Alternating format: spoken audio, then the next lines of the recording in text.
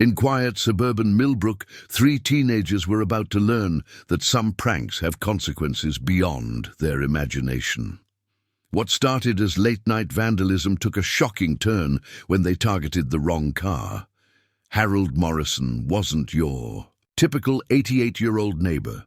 For 6 decades, he had carried the distinction of Medal of Honor recipient, known for saving his entire platoon in Korea.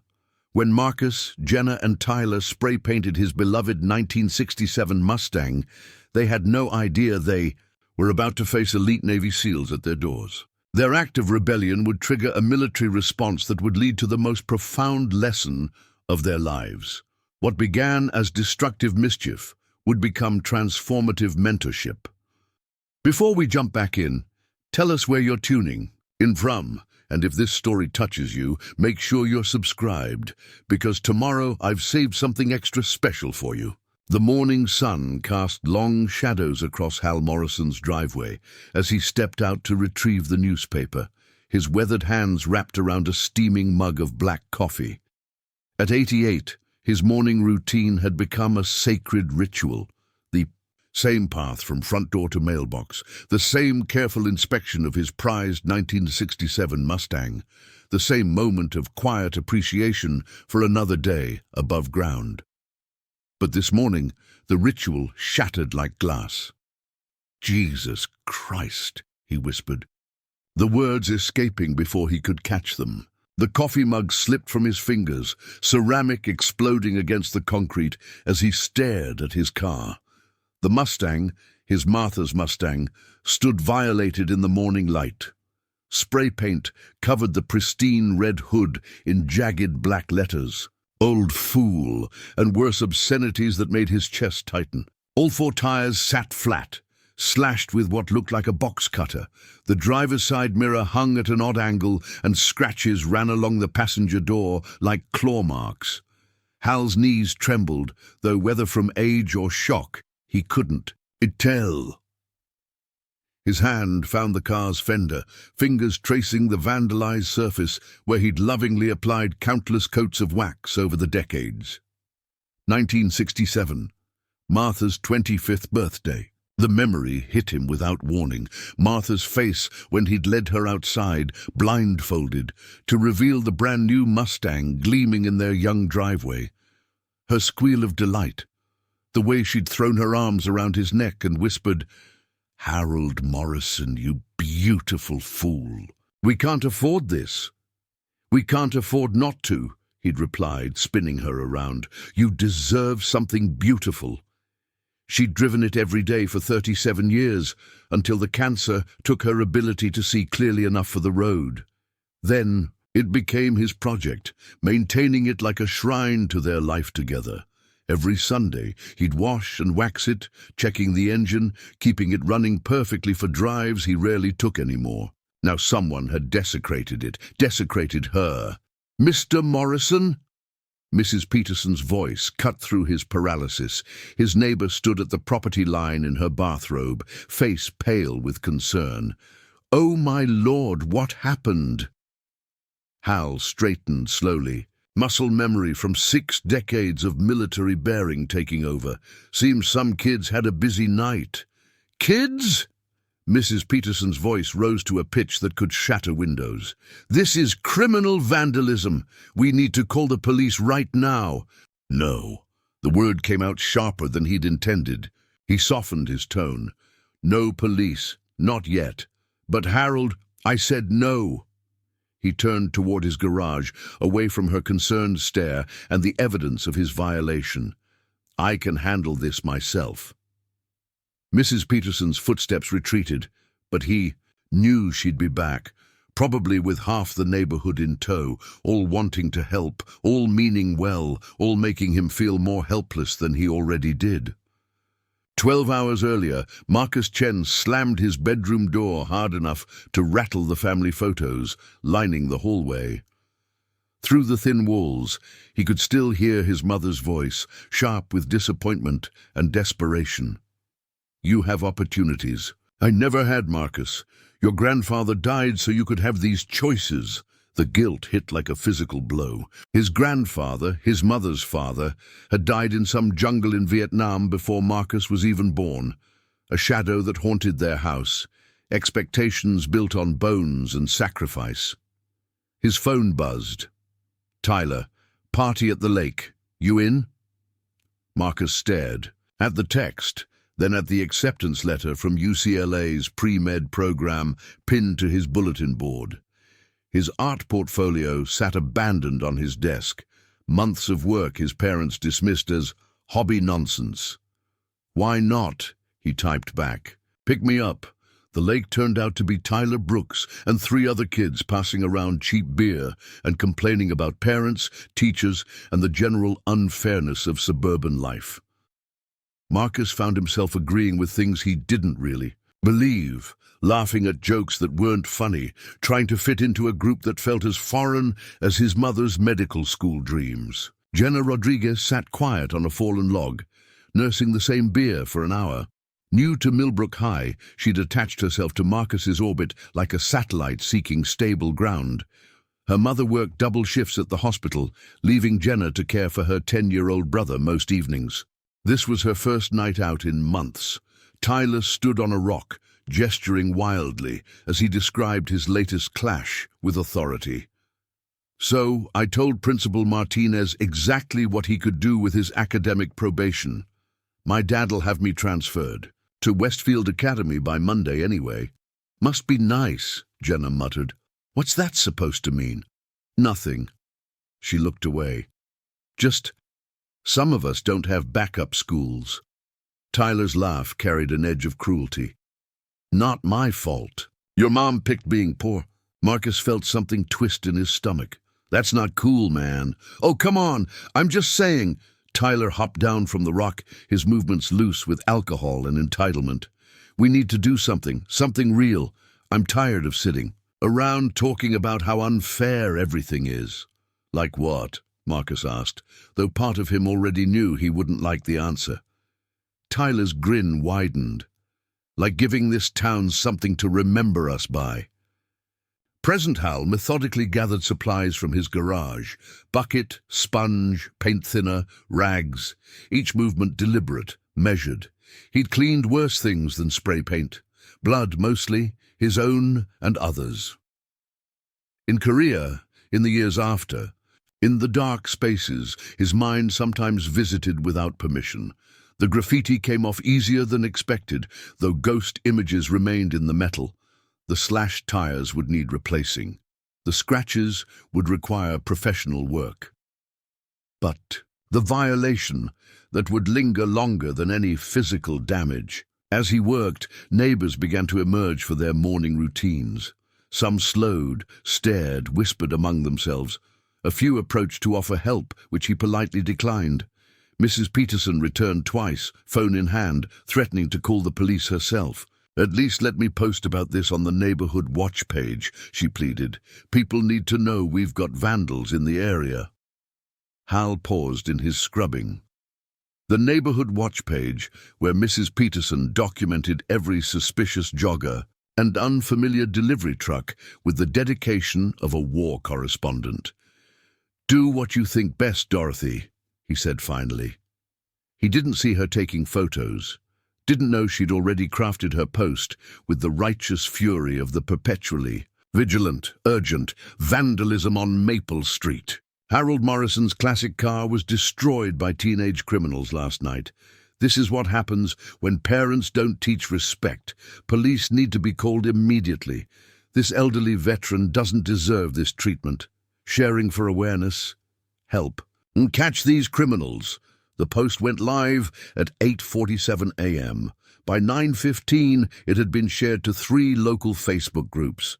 By 10:30, it had reached the Millbrook Veterans Association page. By noon, Frank Williams at the VFW post was picking up his phone to call an old friend who'd earned the Medal of Honor in Korea and deserved better than teenage cruelty in his golden years. Hal worked in silence, unaware that Mrs. Peterson's digital outrage was already spreading through networks he'd forgotten existed. He focused on the methodical work of restoration, trying not to think about Martha's face that long-ago birthday morning, trying not to feel the weight of every year since she'd been gone. The sun climbed higher. The paint thinner stung his eyes, and somewhere in the back of his mind, Martha's voice whispered what she always said when he worked too hard at impossible things. "Some stains run deeper than the surface, Harold. Sometimes you have to look underneath to find what really needs healing." But Hal kept scrubbing, because stopping meant feeling, and feeling meant remembering all the things he'd spent 30 years trying to forget. The sun climbed higher as Hal continued his methodical cleaning, unaware that Dorothy Peterson's post was spreading through digital networks like ripples across still water. The paint thinner had done its work on most of the graffiti, but ghost images remained etched in the metal, faint shadows of cruelty that would require professional attention. 3 miles across town, Frank "Tank" Williams was settling into his morning routine at the VFW post when his phone chimed with a Facebook notification. At 72, Tank had grudgingly joined social media at his daughter's insistence, though he used it mainly to keep tabs on fellow veterans and share the occasional fishing photo. Dorothy Peterson's post appeared in his feed with all the subtlety of incoming artillery. Tank's weathered fingers traced the screen, zooming in on the photos. The vandalized Mustang, the address clearly visible in the background, Maple Street. "Son of a bitch," he muttered, reaching for his contact list. Harold Morrison lived on Maple Street. Harold Morrison drove a red '67 Mustang. Harold Morrison was a Medal of Honor recipient who'd saved Tank's life and the lives of 8 other soldiers on a frozen hillside in Korea 64 years ago. The phone rang twice before Hal's familiar voice answered. "Morrison." "Hal, it's Frank. Just saw Dorothy Peterson's post. You okay?" A pause. Tank could picture his old friend's jaw tightening the way it did when he was trying to hold something. Inside, "I'm fine, Frank. Just some kids with too much time and too little sense." Bullshit. Tank's prosthetic leg ached as he stood, the phantom pain that always accompanied his anger. "This is about respect, about what you represent. What I represent is an old man with a vandalized car." "Harold Morrison." Tank's voice carried the authority of 30 years as post commander. "You saved my ass in Korea. You held off 200 Chinese soldiers with a broken rifle and a handful of grenades, while the rest of us evacuated the wounded. You earned that Medal of Honor with blood and courage, and some punk-ass teenagers just spit on everything you sacrificed for." November 1952, Hill 255. The memory crashed into Hal's consciousness without warning. Snow falling, artillery screaming. Overhead, the smell of cordite and blood and fear. His platoon pinned down, 3 men wounded, Chinese forces advancing through the darkness. "Morrison, take your squad and hold the ridge," Lieutenant Palmer had ordered. "Buy us time to get the wounded out," but there was no squad left. Just Hal, a partially jammed M1 Garand, and 4 hand grenades. The Chinese kept coming, wave after wave, through the snow and smoke. He'd held that ridge for 4 hours, picking them off one by one, using every trick he'd learned about fieldcraft and marksmanship. When reinforcements finally arrived, they found him unconscious from blood loss, surrounded by enemy dead, still gripping his rifle. The wounded had made it out. All of them. "That was a long time ago," Hal said quietly into the phone. "Respect doesn't have an expiration date." Tank was already moving toward his computer, fingers surprisingly nimble on the keyboard. "I'm sharing this post to the veteran networks. People need to know." "Frank, don't—" The line went dead. Tank stared at the phone, then at Dorothy Peterson's post on his screen. He began typing, "This isn't just vandalism. This is Harold Morrison, Medal of Honor recipient, Korean war hero, the man who held Hill 255 alone while his platoon evacuated wounded soldiers. He saved lives that night, including mine. He deserves better than this. sharing for maximum visibility. The post went live on the Millbrook Veterans Association page at 12:15 p.m. By 12:30, it had been shared to state veteran groups. By 1 p.m., it reached military forums where active duty personnel traded stories and maintained connections across the scattered brotherhood of service. Norfolk Naval Base, Virginia Chief Petty Officer Sarah "Doc" Williams was grabbing lunch between training exercises when her phone buzzed with notifications from multiple military groups. She almost dismissed them. Social media drama rarely held her attention, but something about the veteran hashtags made her pause. The photo of the vandalized Mustang filled her screen. Then Frank Williams's post explaining who owned it. Then the name that stopped her cold, Harold Morrison. Sarah's hand trembled as she scrolled through the comments, dozens of veterans sharing their outrage, many mentioning Hal's legendary status in military circles. But Sarah's connection ran deeper than respect for a war hero. 2008. Navy SEAL. Training. Hell Week. She'd been ready to quit. 24 years old, pushed beyond every limit she thought she had. Her foster care upbringing offering no safety net of family support to fall back on. The instructors had been relentless, designed to break anyone who wasn't absolutely committed. That night, hypothermic and exhausted, she'd found herself in the base library at 0300, reading everything she could find about military heroes who'd faced impossible odds. Harold Morrison's story had been there. Hill 255, the Medal of Honor. Citation, the interview where he'd quietly deflected praise and talked about the men he'd served with. "I wasn't brave," he'd told the reporter. "I was just in the right place to do what needed doing. Anyone else would have done the same." But Sarah knew better.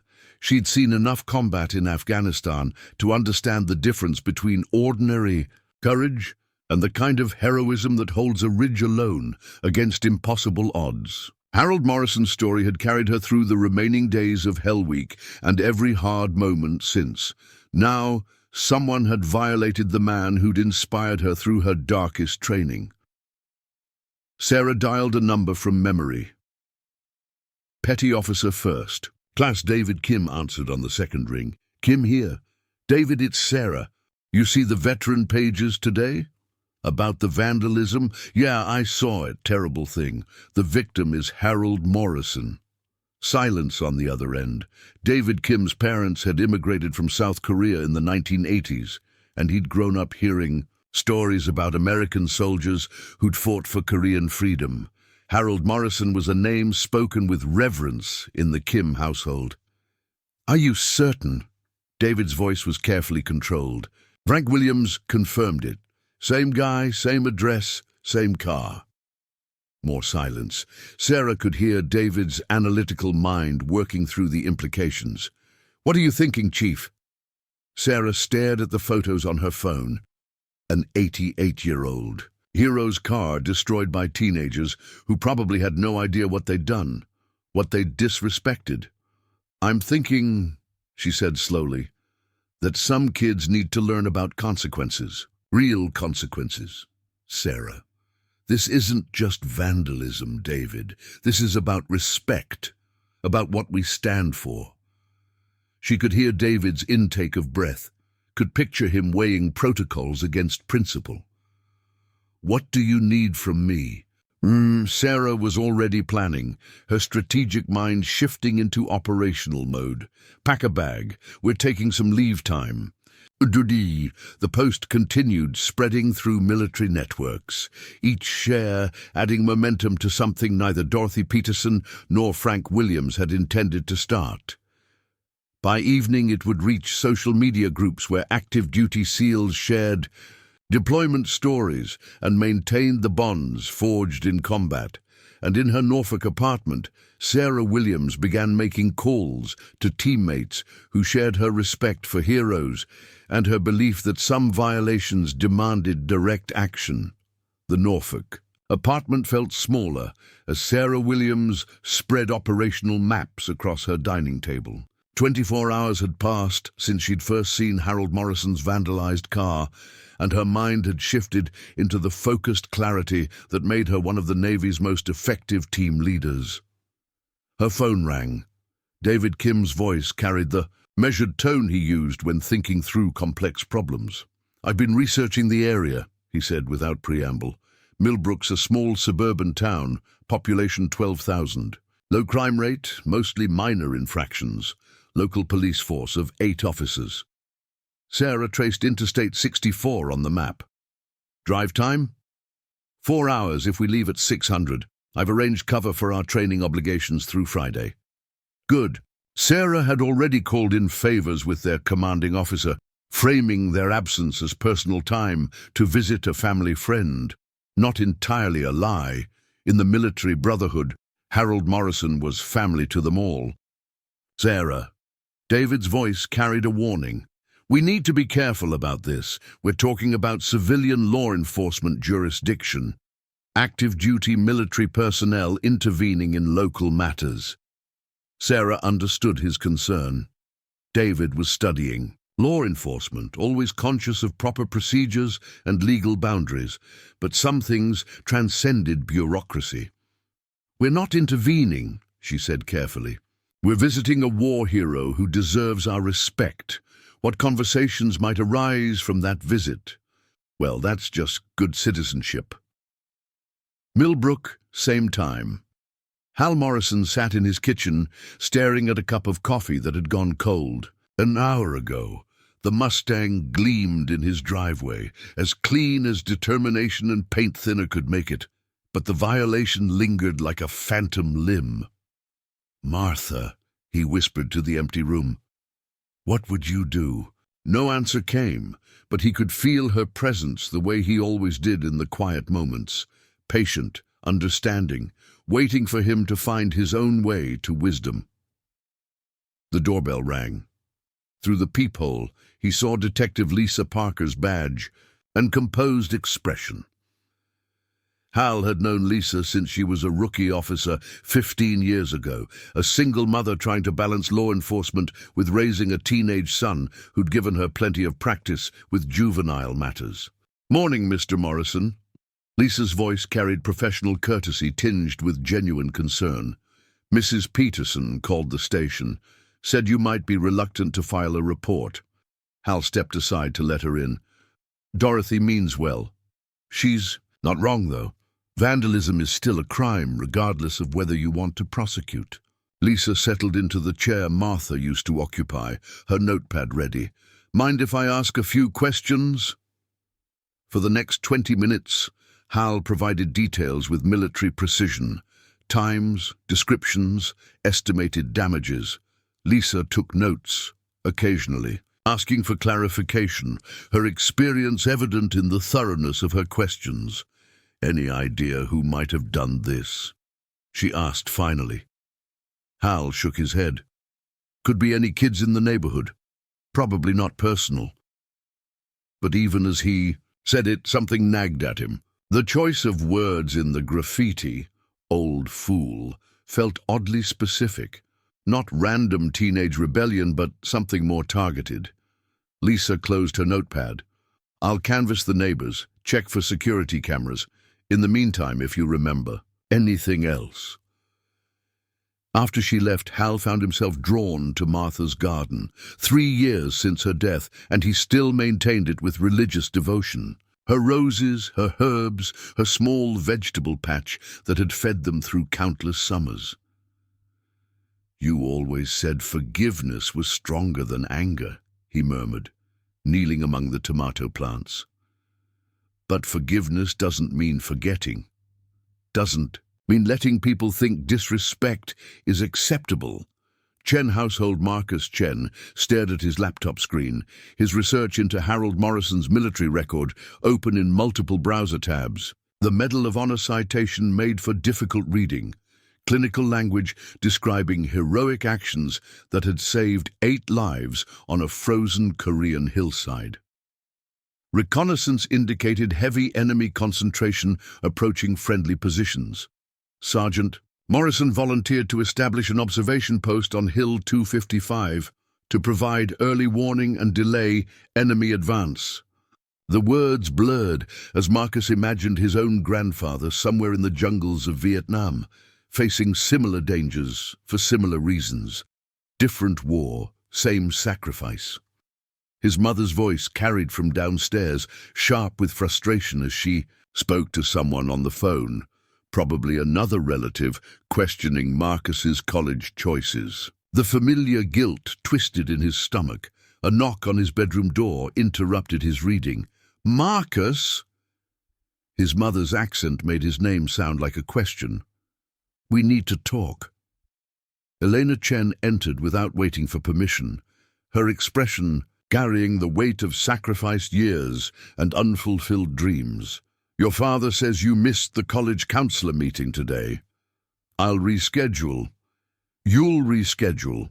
She sat on his bed, suddenly looking older than her 52 years. "You know what your grandfather would say about wasted opportunities." Marcus closed the laptop, unable to bear Harold Morrison's story while his mother invoked his grandfather's memory. "Granddad's dead, Mom. Has been since before I was born." The slap came without warning, stinging more from surprise than force.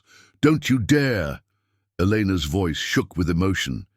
"He died so you could have choices, so you could become something more than what?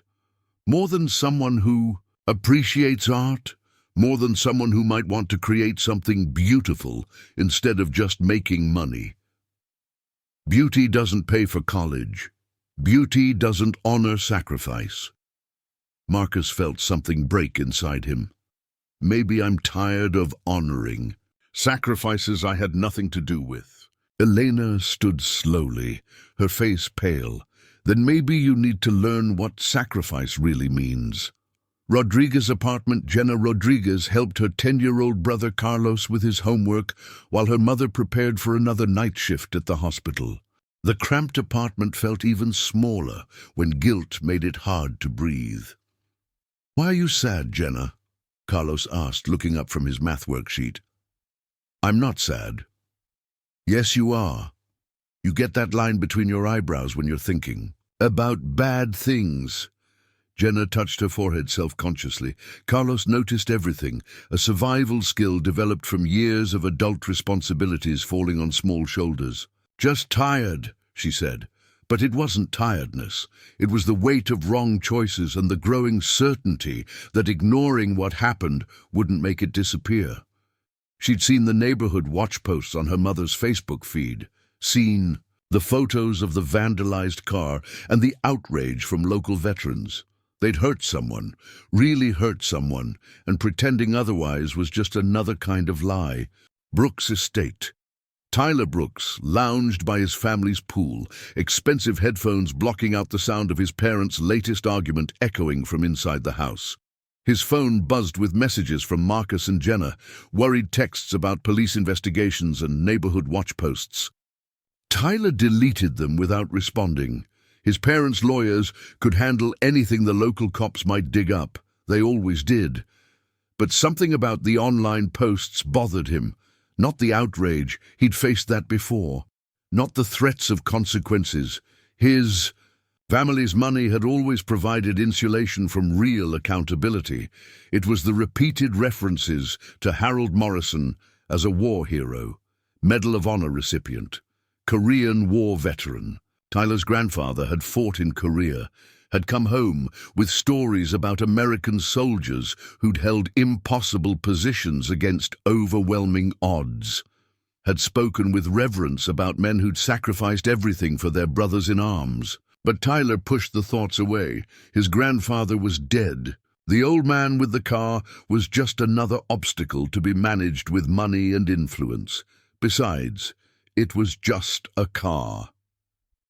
Norfolk Sarah Williams finished loading her gear bag as David Kim's rental car pulled into her apartment complex. The drive to Millbrook would give them time to plan their approach, how to gather intelligence without raising suspicions, how to assess the teenagers responsible, how to determine what kind of message needed to be sent. "You sure about this?" David asked as she climbed into the passenger seat. Sarah thought about Hell Week, about the moments when Harold Morrison's story had given her strength to continue when everything inside her wanted to quit. Some things are bigger than regulations, David. Some things require direct action. As they pulled onto Interstate 64, neither SEAL could have imagined that their simple plan to visit a war hero would soon collide with teenagers wrestling with guilt, parents struggling with disappointment, and a community about to learn that actions ripple far beyond their intended targets. The storm was gathering, and Millbrook had no idea what was heading their way. At exactly 1900 hours, Sarah Williams gave the signal. 3 rental cars moved simultaneously through Millbrook's quiet suburban streets, their occupants dressed in civilian clothes, but moving with unmistakable military precision. Sarah had spent the afternoon conducting reconnaissance, identifying each teenager's home address, studying neighborhood layouts, timing patrol routes of local law enforcement. The Chen household received the first visit. Marcus was in his room when the doorbell rang, followed immediately by firm knocking that carried an authority no teenager could mistake. Through his window, he glimpsed 2 figures on the front porch, a woman and an Asian man, both standing with the kind of posture that suggested they'd never slouched in their lives. Elena Chen opened the door to find Sarah Williams and David, Kim waiting with identification already visible. "Mrs. Chen, I'm Chief Petty Officer Williams, United States Navy. This is Petty Officer Kim. We'd like to speak with you and your son Marcus about an incident involving Harold Morrison." Elena's face went pale. I don't understand. Military? "May we come in, ma'am?" The formal courtesy left no room for refusal. Elena led them into the living room where Marcus appeared at the top of the stairs, drawn by voices that sounded like authority figured into human form. "Marcus Chen." Sarah's voice cut through the room like a blade. "Come down here, son." Marcus descended slowly, his research into Harold Morrison's service record still fresh in his mind. These weren't local police asking about teenage pranks. These were Navy SEALs, and their presence meant something far bigger than anything Tyler's family money could fix. "Do you know who Harold Morrison is?" David Kim asked, his voice carrying the measured tone of someone accustomed to extracting truth. Marcus's mouth went dry. "Yes, sir. Tell me." He's a Korean War veteran, Medal of Honor recipient." Marcus's voice cracked. "He saved his whole platoon on Hill 255. David nodded slowly. "My grandparents lived through the war. Your grandfather died fighting, Marcus. American soldiers like Harold Morrison are the reason they survived to have children, the reason I exist." Elena Chen sank into her chair, finally understanding the magnitude of what her son had done. "Mrs. Chen," Sarah continued, "your son participated in vandalizing the car of a man who represents the highest ideals of military service, a man whose story has inspired countless service members, including us." Rodriguez's apartment. Simultaneously, 2 more SEALs stood in the cramped living room where Jenna Rodriguez lived with her mother Carmen. The contrast between the military bearing of the visitors and the humble surroundings wasn't lost on anyone present. "Jenna Rodriguez," the team leader said, consulting a notepad with details that suggested extensive preparation. 16 years old, honor roll student, helps care for younger brother while mother works double shifts at Millbrook General Hospital. Carmen Rodriguez gripped her daughter's hand, her nurse's training helping her maintain composure despite the terror of military personnel appearing at her door. "Ma'am, your daughter was involved in vandalizing the vehicle of Harold Morrison, an 88-year-old Medal of Honor recipient. Are you aware of what that means?" Jenna broke down, immediately tears streaming as the weight of her actions finally struck home. "I'm sorry," she whispered. "I'm so sorry. I didn't know. I didn't want to do it." "But you did do it," the SEAL replied, not unkindly. "And now, Mr. Morrison, a man who sacrificed everything for his country, has to clean spray paint off a car that meant the world to him. Brooks estate. The third team faced the most resistance at the Brooks household. Tyler's father, Robert Brooks, answered the door with the aggressive confidence of someone accustomed to using money and influence to solve problems. "What's this about?" he demanded, studying the identification cards.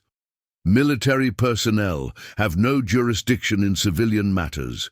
"We're not here in an official capacity, sir," the lead SEAL replied calmly. "We're here as Americans who respect what Harold Morrison represents." "And what's that supposed to mean?" "It means your son vandalized the car of a Medal of Honor recipient, and that action has consequences beyond what local law enforcement might pursue." Tyler appeared behind his father, trying to project the same dismissive confidence, but failing to hide the fear in his eyes. "Tyler Brooks," the SEAL continued, reading from his notes, "multiple incidents of property damage, underage drinking, reckless driving. Parents have consistently used financial influence to avoid consequences." Robert Brooks's face flushed. "Now see here, Mr. Brooks, your son spray-painted obscenities on the car of a man who held off 200 enemy soldiers to save American lives. While you were learning to walk, Harold Morrison was bleeding on a Korean hillside for the freedom your family enjoys today." Chen household continued. Back at the Chen home, Sarah Williams had assumed control of the conversation with the quiet authority that made grown men follow her into combat. "Marcus, you understand the significance of what you've done?" Marcus nodded, tears streaming down his face. "Yes, ma'am. Your grandfather died serving his country in Vietnam. Harold Morrison nearly died serving his country in Korea. You dishonored both their memories with your actions." Eleanor Chen spoke for the first time since the SEALs had entered her home. What happens now?" Sarah exchanged glances with David Kim. "That depends on your son's willingness to make this right." "How?" Marcus asked, his voice barely audible. "You have 24 hours to present yourself at Harold Morrison's home. You will apologize personally, and you will make restitution for the damage. All three of you will do this together."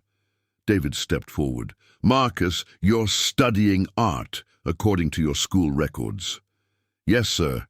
Harold Morrison's car isn't just transportation. It's a symbol of his life with his deceased wife. You destroyed something irreplaceable. What are you going to do about that?" Police Station Detective Lisa Parker was reviewing witness statements when her radio crackled with reports from patrol units across town. Multiple calls about suspicious military activity in residential neighborhoods. Black sedans, men and women in civilian clothes but obvious military bearing. Lisa grabbed her keys, her instincts telling her these reports were connected to the Morrison vandalism case. But when she arrived at the Chen household, she found the family sitting in stunned silence in their living room. "Mrs. Chen? Everything all right?" Elena looked up with red-rimmed eyes. "There were Navy people here, SEALs, they said, about what Marcus did to Mr. Morrison's car." Lisa felt ice forming in her stomach. "Navy SEALs here. They said Marcus has 24 hours. To apologize to Mr. Morrison personally?" All three kids together. Lisa was already reaching for her radio when Eleanor continued. "Detective Parker, they knew everything about Marcus's grades, his art classes, even about his grandfather in Vietnam. They'd been watching us." Lisa's blood ran cold. Active-duty military personnel conducting surveillance on American citizens, coordinated home visits, ultimatums delivered to juveniles. This had moved far beyond simple vandalism into territory that could destroy careers and spark investigations reaching all the way to Pentagon. She had to reach Harold Morrison before tomorrow's deadline, had to find out if he'd authorized this intervention. Because if he hadn't, Millbrook was about to become ground zero for a confrontation between military authority and civilian law enforcement. And three teenagers were caught in the middle, facing consequences they'd never imagined when they'd picked up those spray paint cans 2 nights ago. Sarah Williams sat in her rental car outside the Chen home, watching Detective Parker's arrival through her rearview mirror. Phase 1 was complete. The teenagers and their families now understood the gravity of their actions. Tomorrow would determine whether they possessed the courage to face the man they'd wronged, or whether stronger measures would be necessary. Either way, Harold Morrison would receive the respect he'd earned with blood and sacrifice 64 years ago on a frozen Korean hillside. Some debts could only be paid in person. Detective Parker's arrival sent ripples of panic through the Chen household, but the seals had already vanished into the suburban landscape like smoke. Lisa found 3 families wrestling with a reality that had shifted beyond their comprehension in the span of an hour. Chen household. 2100 hours. Marcus sat hunched over his laptop, the glow from Harold Morrison's Medal of Honor citation illuminating his face in the darkened room. Elena had retreated to the kitchen where she made nervous phone calls to relatives in hushed Mandarin, seeking advice for a situation that had no precedent in their immigrant experience. The citation read like something from a movie. Sergeant Morrison's extraordinary heroism and selfless devotion to duty were in keeping with the highest traditions of the military service, and reflect great credit upon himself, his unit, and the United States Army. But the dry military language couldn't capture what Marcus found in the accompanying interview footage from 1953. A young Harold Morrison, barely older than Marcus himself, deflecting praise with quiet humility. "I just did what any soldier would do," the grainy black-and-white Morrison had said. "My buddies were counting on me. You don't let your buddies down." Marcus's hands shook as he scrolled through additional articles. Harold Morrison had never spoken publicly about his service after that single interview, never capitalized on his hero status, had simply returned home, married his sweetheart Martha, and lived a quiet life of dignity and service. And Marcus had spray-painted "Old Fool" across his car. The bedroom door opened without a knock. Elena entered carrying 2 cups of tea, her face showing the exhaustion that came from having your worldview shattered in a single evening. "Ma!" Marcus's voice cracked like a child's. "Drink!" She handed him the tea and sat on his bed, staring at the Medal of Honor citation still glowing on his screen. "Your grandfather would be ashamed." The words hit like physical blows. "I know. Do you?" Elena's accent thickened with emotion. "Your grandfather left everything, family, home, future, to fight for freedom in a country he'd never seen. American soldiers like this Mr. Morrison fought beside him, died beside him." Marcus closed the laptop, unable to bear reading more. "What am I supposed to do?" "You apologize. You make it right, however you can." "How do you make something like this right?" Eleanor was quiet for a long moment, sipping her tea and studying her son's face. "Your art," she said finally. "What?" The Navy man asked about your art, said the car was more than transportation to Mr. Morrison, a symbol of his life with his wife. Marcus felt something shift in his chest. Not relief, but the first glimmer of purpose beyond self-loathing. You think I could create something? For him?" "I think," Elena said carefully, "that destruction is easy. Creation takes courage." Rodriguez apartment, same time. Jenna Rodriguez lay awake in the bed she shared with her 10-year-old. Brother Carlos, listening to her mother pace the small living room and make worried phone calls. Carmen's shift at the hospital started in 6 hours, but sleep seemed impossible after the evening's revelations. "Jenna," Carlos whispered in the darkness, "why were those soldier people here?" Jenna rolled over to face her brother, his eyes wide with the kind of fear that children shouldn't have to carry. Carlos had been doing homework when the SEALs arrived, had watched from the stairs as his sister broke down in tears of shame and terror. "I did something bad, Carlos, really bad." To who? To an old man, a good man who didn't deserve it. Carlos processed this with the seriousness he brought to all adult problems in their household. "Are you going to jail?" "I don't know." "Will Mama lose her job?" The question hit Jenna like a sledgehammer. She hadn't considered that her actions might ripple outward to affect her mother's employment, their housing, Carlos's stability, everything their small family had built through Carmen's double shifts and careful budgeting. "No," Jenna said, hoping it was true. "I won't let that happen." She slipped out of bed and padded to the living room where Carmen sat at their small kitchen table, staring at bills spread across the surface. "Mama!" Carmen looked up with eyes that had aged years in a single evening. "Mija, you should be sleeping." "I'm sorry," the words came out in a rush. "I'm so sorry. I know you work so hard for us, and I know what I did could hurt." Carmen's arms wrapped around her daughter before the sentence finished. "Shh, we figure this out together. The Navy people said I have to apologize to Mr. Morrison tomorrow, all three of us together." "Then that's what you do." Carmen's voice carried the steel that had gotten her family through years of struggle. "You look him in the eyes, and you tell him the truth about what you did and why you're sorry." "What? If sorry isn't enough?" Carmen pulled back to meet her daughter's eyes. "Then you find a way to make it enough. You work, you serve, you prove that you understand what you did wrong. Your actions hurt someone, Jenna. Now your actions have to heal." Brooks Estate, 21:30 hours. Tyler Brooks stood outside his father's study, listening to Robert Brooks scream into his phone at the family's attorney.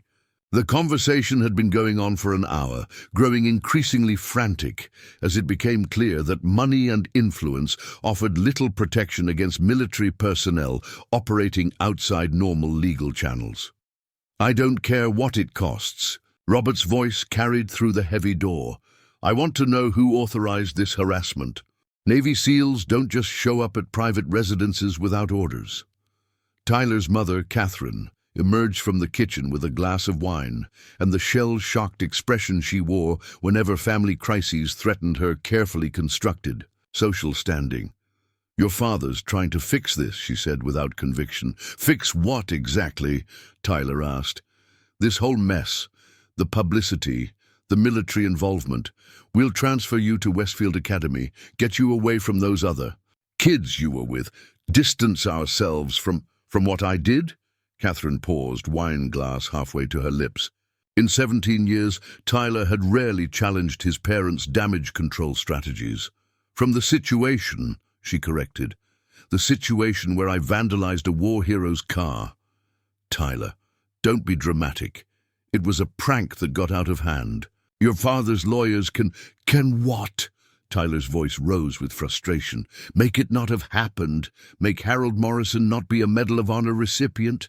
Make me not be the kind of person who spray paints obscenities on an old man's car." Catherine stared at her son as if seeing him for the first time. "What's gotten into you?" Tyler thought about his grandfather's stories of Korean War heroes, about men who held impossible positions against overwhelming odds while others evacuated to safety, about sacrifice and honor and the kind of courage Tyler had never been required to develop. "Maybe I'm tired of running away from things." "Running away? We're not running away. We're managing a crisis." "No," Tyler said quietly. "You're managing consequences. I'm the crisis." Inside the study, Robert Brooks's voice reached a new pitch of fury. "What do you mean there's no record of official orders? Military personnel don't just go rogue." But Tyler was beginning to understand that some things transcended official orders. Some things demanded personal accountability that no lawyer could negotiate away. Tomorrow, he would have to face Harold Morrison, look into the eyes of a man whose courage had saved lives, and ask forgiveness for an act of casual cruelty.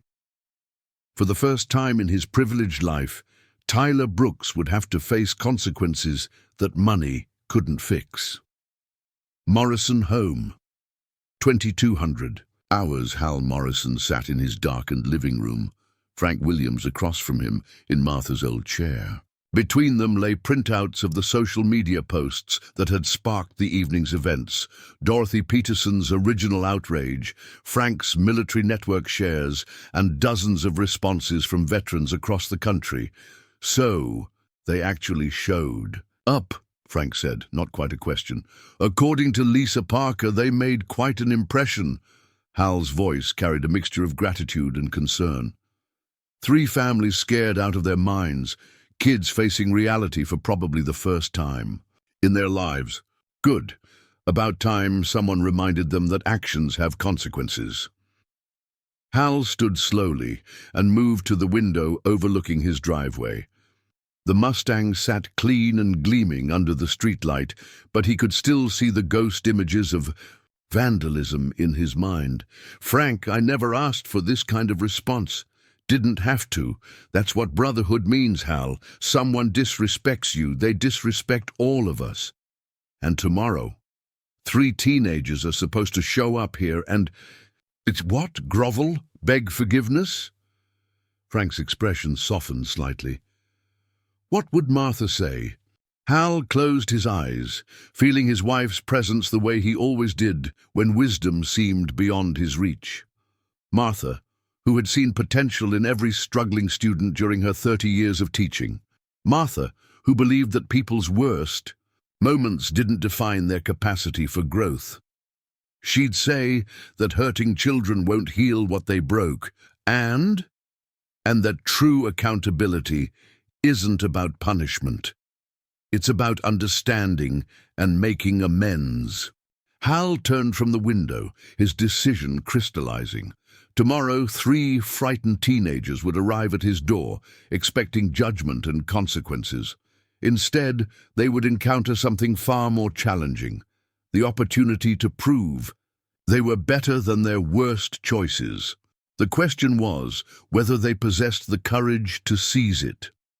At 1400 hours precisely, Detective Lisa Parker's patrol car pulled into Hal Morrison's driveway, followed by 3 separate vehicles carrying teenagers who looked like they were approaching their own execution. Sarah Williams and David Kim observed from a rental car parked 2 blocks away, their tactical positioning allowing clear sightlines while maintaining operational distance.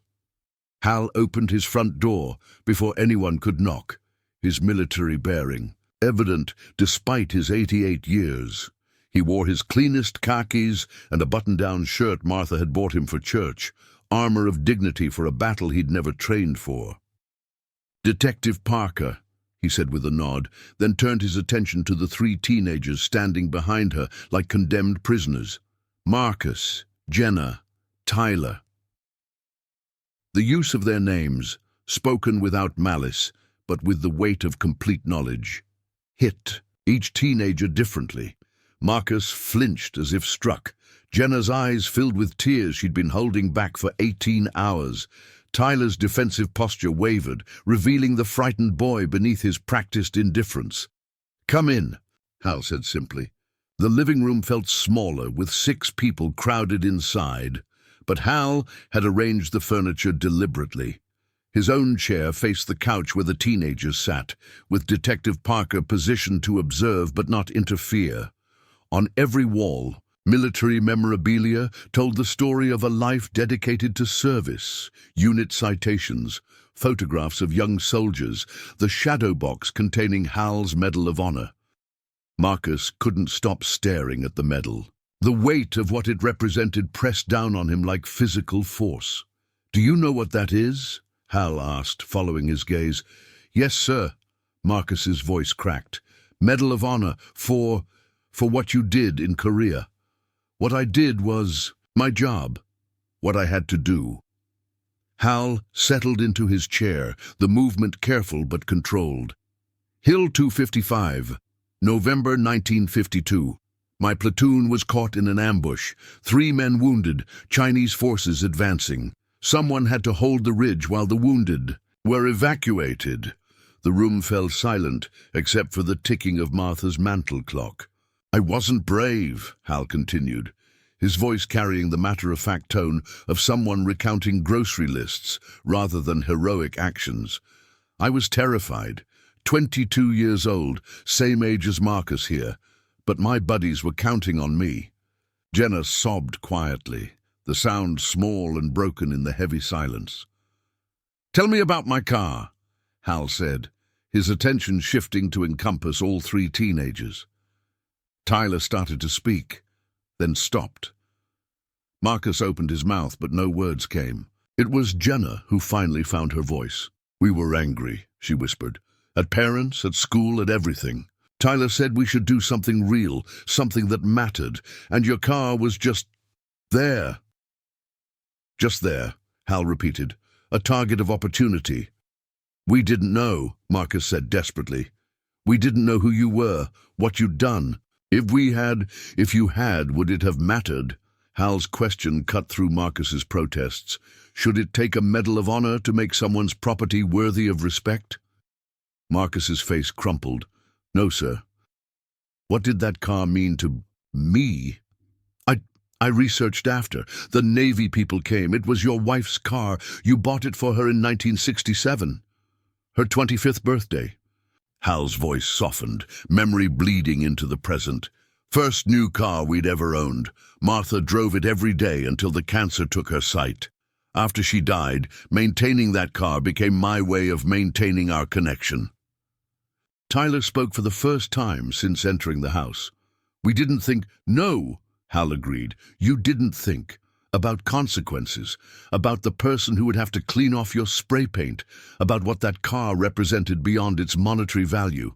Detective Parker shifted in her chair, ready to intervene if the emotional pressure became too intense. But Hal raised a hand slightly, indicating he wanted to continue. "Tyler, your grandfather served in Korea." Tyler's head snapped up, surprise, replacing sullen defensiveness. "How did you—" "Robert Brooks Sr. fought with the 7th Infantry Division. Good soldier, according to the records." Hal's eyes never left Tyler's face. "What would he think of what you did?" For the first time, Tyler's carefully constructed mask slipped completely. "He'd be ashamed."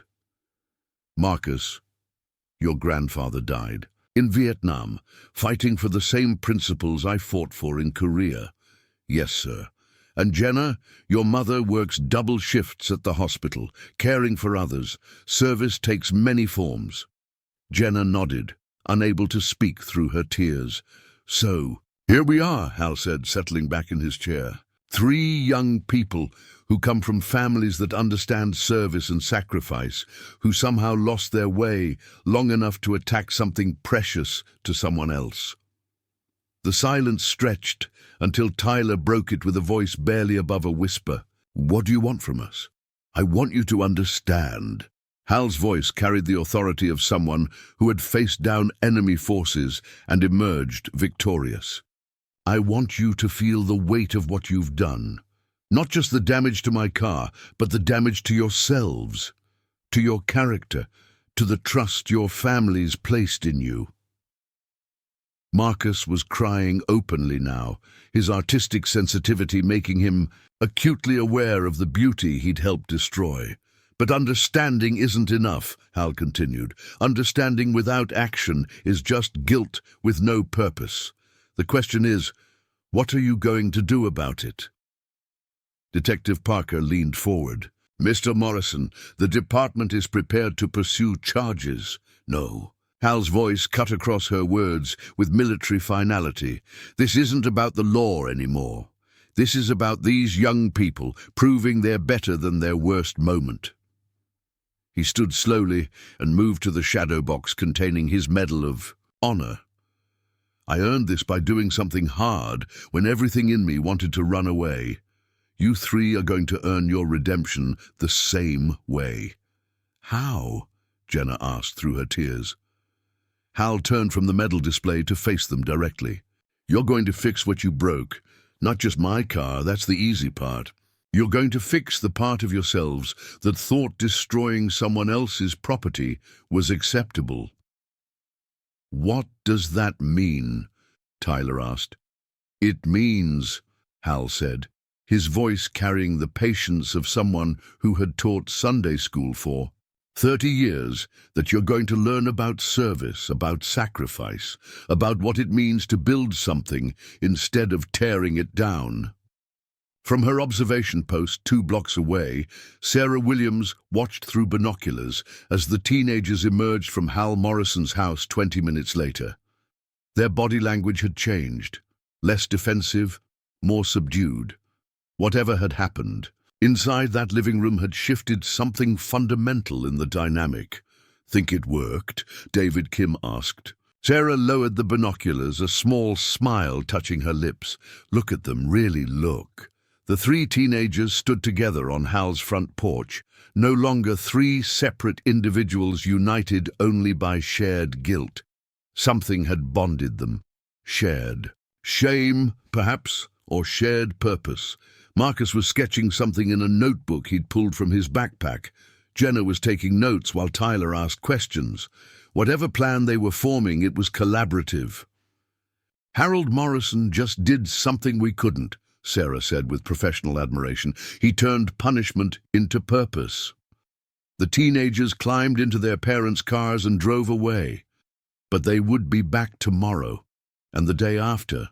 In that, for as long as it took to prove, they understood the difference between destruction and creation. The real work was just beginning. The next morning at 0800 hours, Marcus Chen stood in Hal Morrison's driveway, holding a worn notebook filled with sketches and measurements. Jenna arrived 5 minutes later, carrying a thermos of coffee and homemade sandwiches, while Tyler pulled up in his father's BMW with the back seat loaded with automotive supplies that had cost more than some families spent on groceries. Hal emerged from his garage wearing coveralls that had seen decades of honest work, his movements deliberate as he surveyed his unlikely workforce. "Punctual," he observed with approval. "Military runs on time. So does restoration." The garage revealed itself as a shrine to both automotive precision and military order. Tools hung in perfect arrangement, each with its designated place. Workbenches gleamed despite their age, and in the center, elevated on jack stands, sat the wounded Mustang. In daylight, the damage looked worse than any of them had imagined. Professional bodywork would be required to fully restore the paint, but Hal had something different in mind. "First lesson," he said, handing each teenager a wire brush. "Before you can build something properly, you have to understand what you're working with. Strip this paint down to bare metal, all of it." Marcus ran his fingers along the car's flank, feeling the slight texture where spray paint had etched itself into the original finish. "All of it? Even the parts we didn't damage?" "Especially those parts." Hal's voice carried the patience of someone who understood that teaching required more than instruction. It required revelation. Partial restoration is like partial honesty. Looks good from a distance but won't hold up under close examination. Tyler hefted his wire brush experimentally. "This is going to take forever." "Good things usually do." Hal pulled on work gloves that had molded to his hands over decades of use. Martha always said that anything worth having was worth working for, including redemption. The work began in silence, each teenager finding their rhythm with the repetitive, scraping motion required to remove layers of automotive history.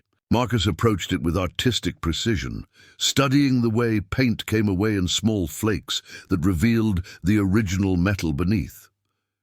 Jenna organized their workspace with natural efficiency, ensuring everyone had the tools they needed within reach. Tyler, after an initial period of frustrated impatience, began to find meditation in the methodical process. 2 hours in, Sarah Williams and David Kim appeared at the garage entrance. They'd changed from their previous day's civilian clothes into work gear that suggested they intended to stay.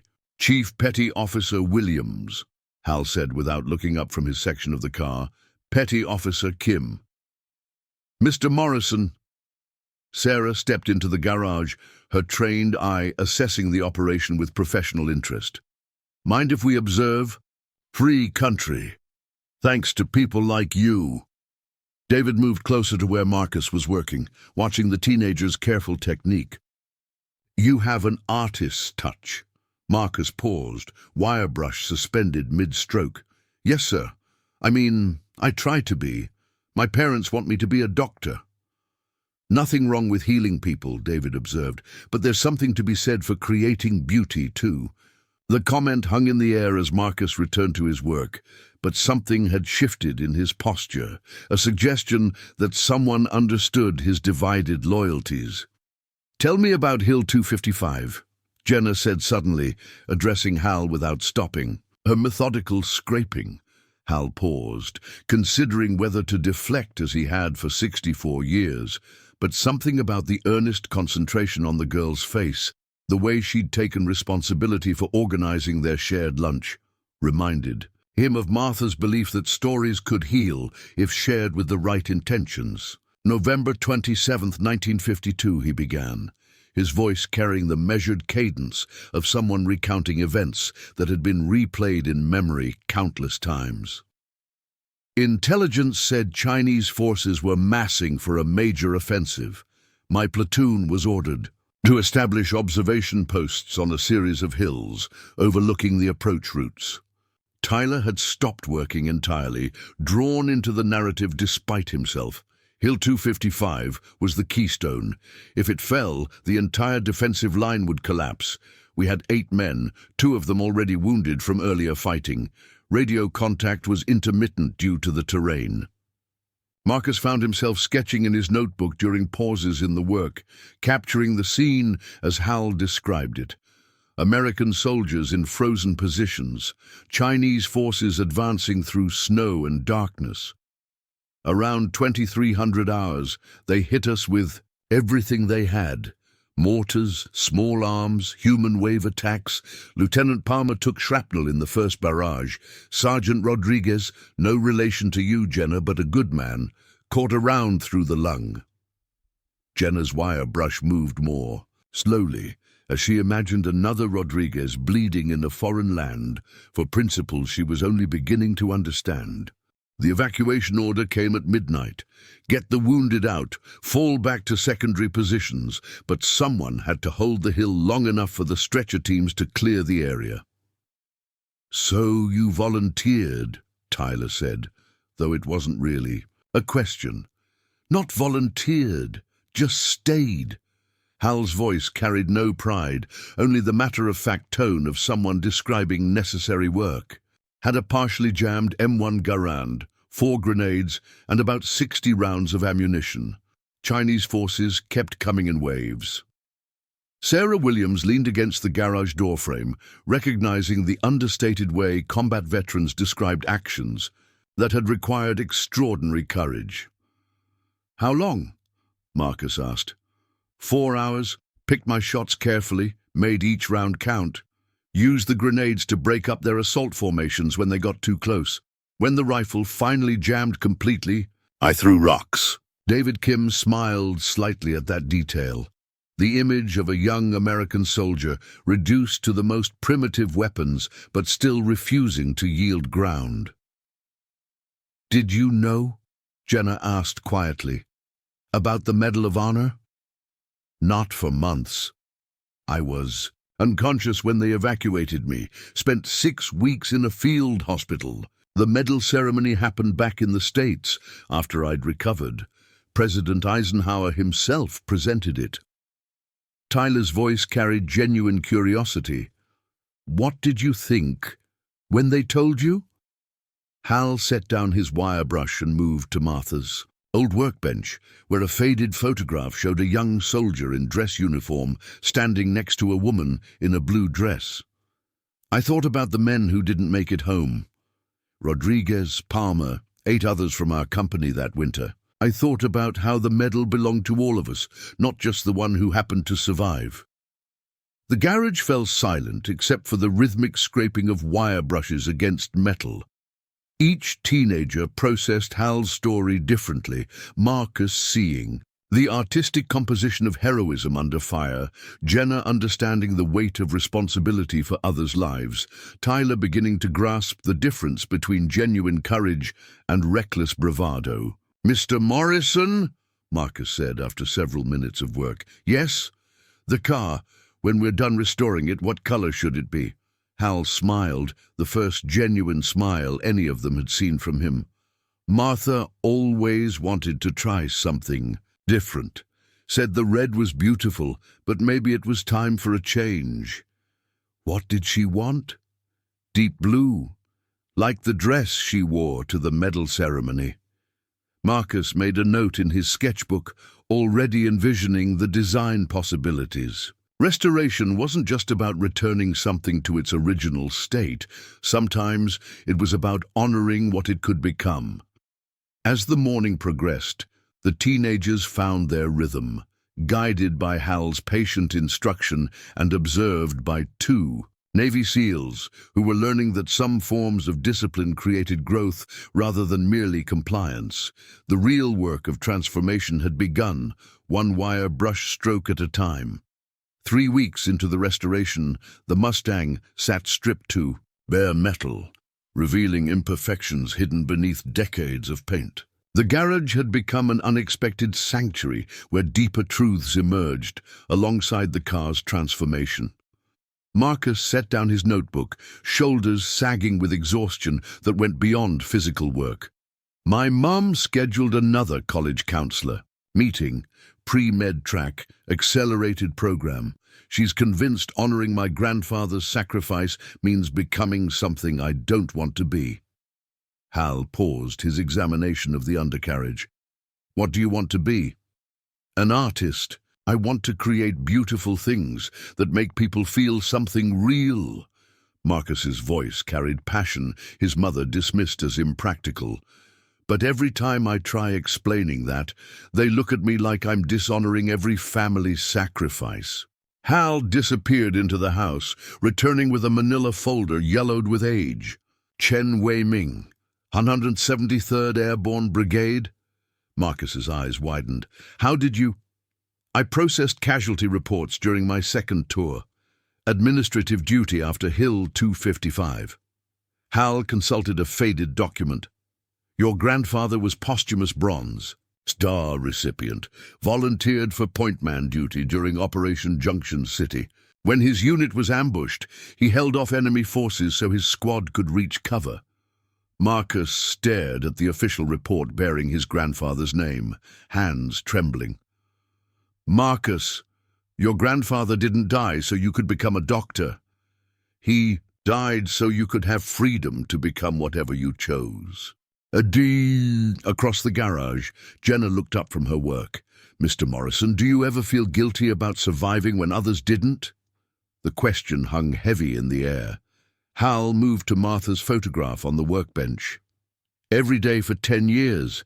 Every laugh, every meal, every moment with Martha. Part of me felt like I was stealing happiness from men who didn't make it home." "How did you get past it?" "Martha helped me understand that survivor's guilt is just selfishness. It makes everything about your pain, your unworthiness. But the men who died didn't die, so I could spend my life feeling guilty. They died hoping their sacrifice would mean something." Tyler suddenly spoke from where he was sanding primer. "What if you're not worthy?" The vulnerability in his voice surprised everyone. "What makes you think you're not?" Hal asked gently. "Because I've never sacrificed anything, never earned anything. My parents bought whatever I wanted. Their lawyers fixed my mistakes. I've never done anything hard or proved I was worth anything." Sarah Williams, observing from the garage entrance, stepped closer. "Tyler, courage comes from choosing right when you could choose wrong, from accepting responsibility when you could deflect it."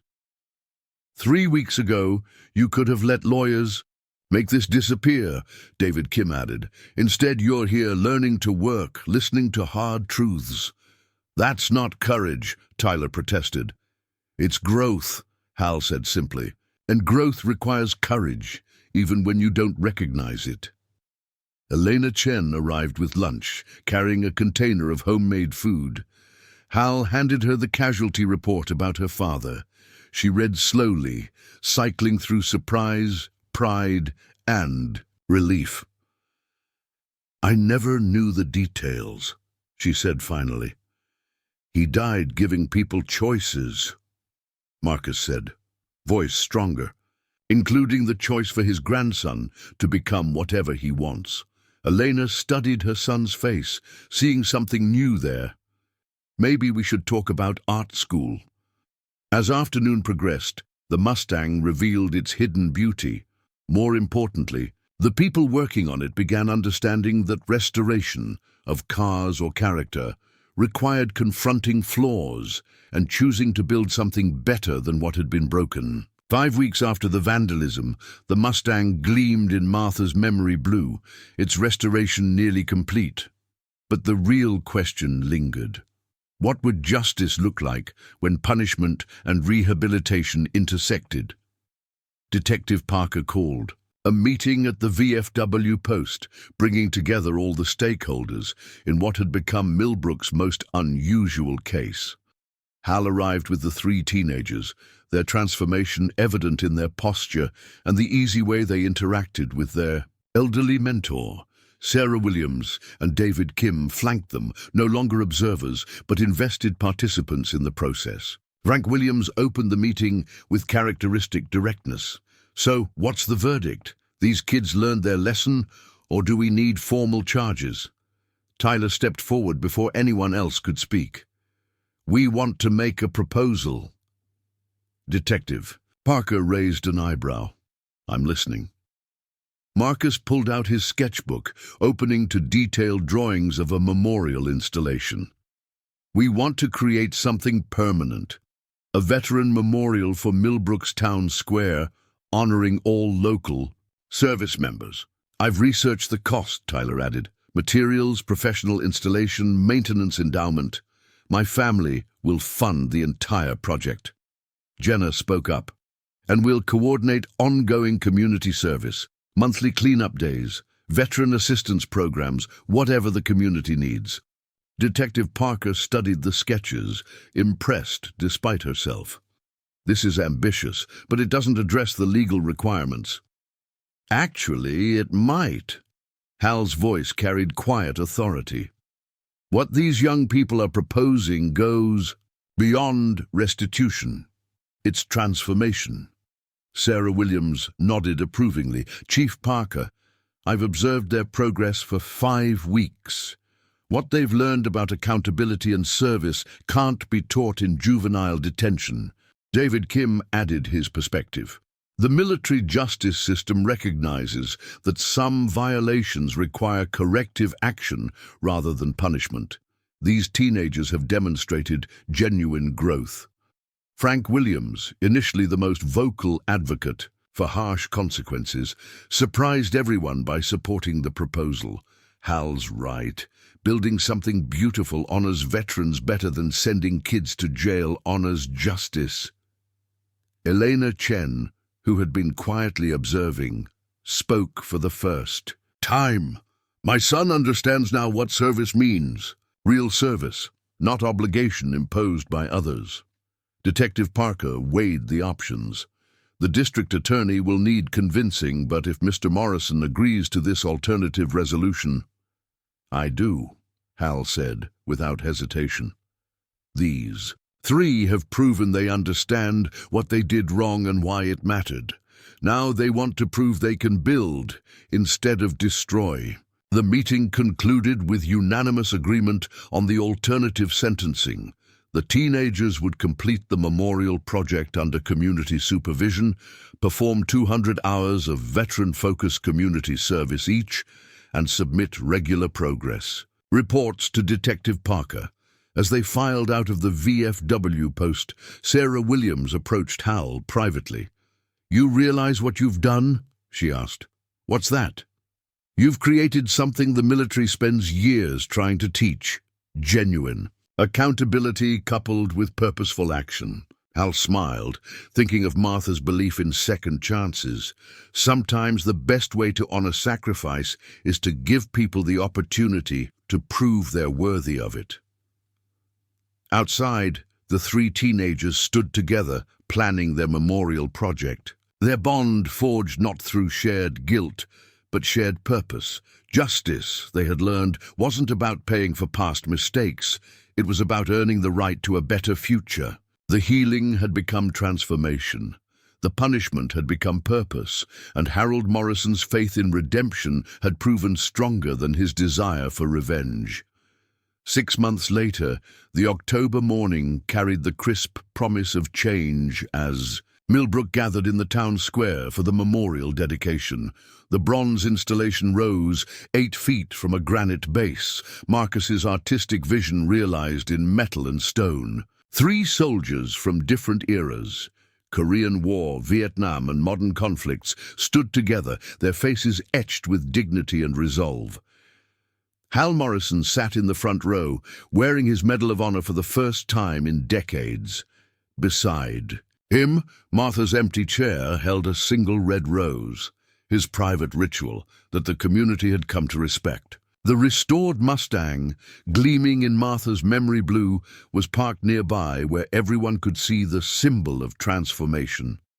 "Ladies and gentlemen," Detective Parker announced from the small podium, 6 months ago, this community faced a choice between punishment and healing. Today, we celebrate the choice we made. Marcus stepped forward, his confidence striking compared to the terrified teenager who had first entered Hal's garage. This memorial represents more than stone and metal. It represents what we learned about respect, about service, about the courage to choose growth over anger. Elena Chen watched from the crowd, tears streaming down her face. The University of Chicago had accepted Marcus's portfolio for their combined art and military history program, a compromise that honored both his passion and his heritage. Jenna approached the microphone next, no longer the follower seeking approval, but a leader who had organized the community service program that now helped 12 local veterans with monthly assistance. Mr. Morrison taught us that true accountability isn't about being punished for our mistakes. It's about proving we've learned from them. Tyler's transformation was perhaps the most remarkable. The entitled teenager had become the driving force behind Millbrook's first Veteran Scholarship Fund, personally interviewing candidates and learning their stories. 6 months ago, I thought respect was something you demanded. Now I know it's something you earn every single day. Sarah Williams and David Kim stood at attention as the memorial was unveiled, both having received commendations for their innovative approach to civilian-military cooperation. Their intervention had become a case study in restorative justice. Principles applied to military values. Frank Williams stepped to the podium for the final dedication. This memorial honors all who served, but it also honors something else, the belief that people's worst moments don't define their capacity for good. As the ceremony concluded, Hal found himself surrounded by the 3 teenagers who had once vandalized his car. They were different people now. Marcus, heading to college with clear purpose, Jenna accepted to nursing school with a focus on veteran care, Tyler planning a military academy application that surprised no one who knew his transformation. "Mr. Morrison," Marcus said, holding a small wrapped package, "we wanted you to have this." Inside was a photograph of the completed memorial with an inscription, "To Harold Morrison, who taught us that honor isn't just about what you do in war, it's about what you choose to build in peace." That evening, Hal took his first drive in the restored Mustang since Martha's death. As the engine hummed with perfect precision, he felt her presence beside him, her voice carrying on the autumn wind. "Some stains run deeper than the surface, Harold." But underneath, if you're willing to do the work, there's always something beautiful waiting to be discovered. The car carried him through streets where three young people were learning that redemption, like restoration, required patience, skill, and the courage to believe that broken things could be made more beautiful than they were before. In Millbrook, justice had worn the face of mercy, and mercy had proven stronger than revenge. The story of Harold Morrison and three teenagers would be told for generations, not as a tale of crime and punishment, but as proof that sometimes the most profound transformations begin with the simple act of choosing to see potential where others see only damage. 1 year after the memorial dedication, Hal Morrison received an unexpected visitor. A young Marine corporal stood at his front door, dress blues immaculate despite the November rain, holding an envelope with military precision. "Mr. Morrison? Corporal James Chen, United States Marine Corps. I believe you knew my uncle, Marcus Chen." Hal's weathered face broke into a smile of recognition and surprise. "Marcus's nephew. Come in, son. Get out of that rain." The young Marine stepped into the familiar living room where his uncle had once sat, terrified and ashamed. Now the walls displayed additional photographs. Marcus receiving his degree, Jenna graduating nursing school with honors, Tyler being sworn in as a Naval Academy midshipman. "Uncle Marcus asked me to deliver this personally," James said, handing over the envelope. "He's deployed to Afghanistan with the Army Corps of Engineers, building schools and infrastructure. Says he wanted you to know that everything he learned in your garage is helping him build instead of destroy over there." Inside the envelope was a photograph of Marcus in combat engineer gear, standing beside a completed schoolhouse. On the back, in Marcus's careful handwriting, "Thank you for teaching me that true strength comes from creation, not destruction. Building hope, one project at a time. Marcus."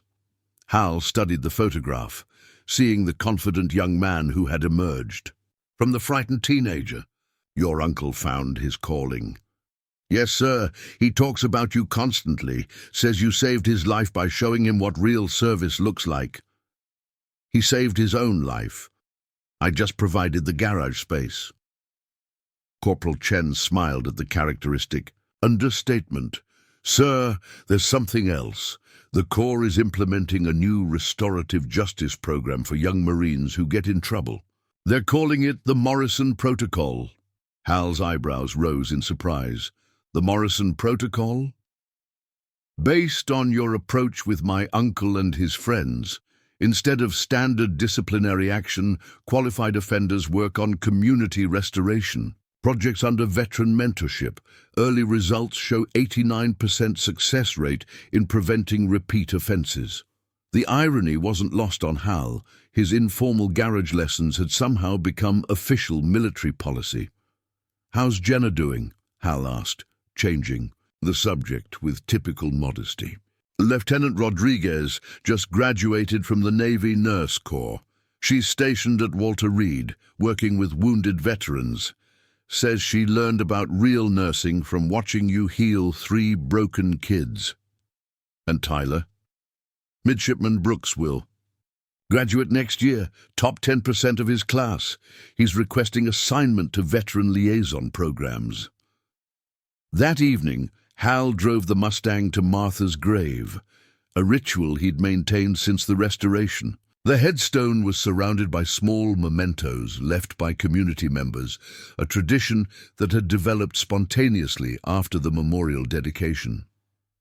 "Well, Martha," he said, settling into the familiar conversation with his departed wife.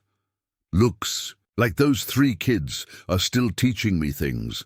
Turns out when you plant seeds of accountability in good soil, they grow into something beautiful." The wind rustled through the oak trees overhead, carrying the sound of laughter from the nearby playground where children played safely, watched over by a community that had learned the difference between punishment and purpose.